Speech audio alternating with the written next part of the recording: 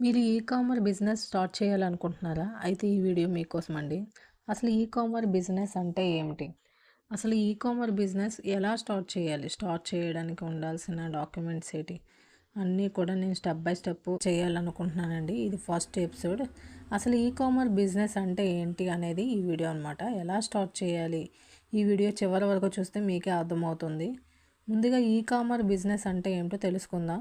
సింపుల్గా చెప్పాలి అంటే మన ప్రోడక్ట్స్ని దేశమంతా అమ్మే ఒక ప్రక్రియ అనమాట.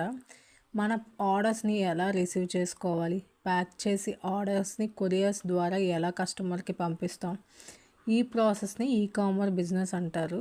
ఈరోజు చాలామంది ఫ్లిప్కార్ట్, అమెజాన్, మీషోలో అంటే బిగ్గెస్ట్ ప్లాట్ఫామ్స్లో ఈ కామర్స్ బిజినెస్లో 2 టైప్స్ ఉంటాయండి. ఒకటి హోల్సేల్, ఒకటి రీసేల్. మీరు హోల్సేల్‌గా సేల్ చేయాలనుకుంటే వందల్లోని, వేలల్లోని కూడా సేల్ చేయొచ్చండి.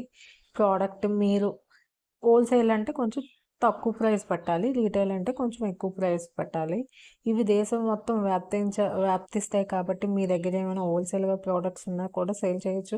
లేదా 1, 2 ప్రోడక్ట్స్ ఉన్నా సరే కూడా ఫ్లిప్‌కార్ట్‌లో సేల్ చేయొచ్చనమాట. Flipkart or any Amazon, Meesho, Myntra any ప్లాట్‌ఫామ్స్‌లో కూడా మీరు హోల్సేల్ అయినా చేయొచ్చు, రీసేల్ అయినా చేయొచ్చు. నెక్స్ట్ వీడియోలో ఈ కామర్స్ బిజినెస్ కావాల్సిన డాక్యుమెంట్స్ గురించి చెప్పబోతున్నానండి.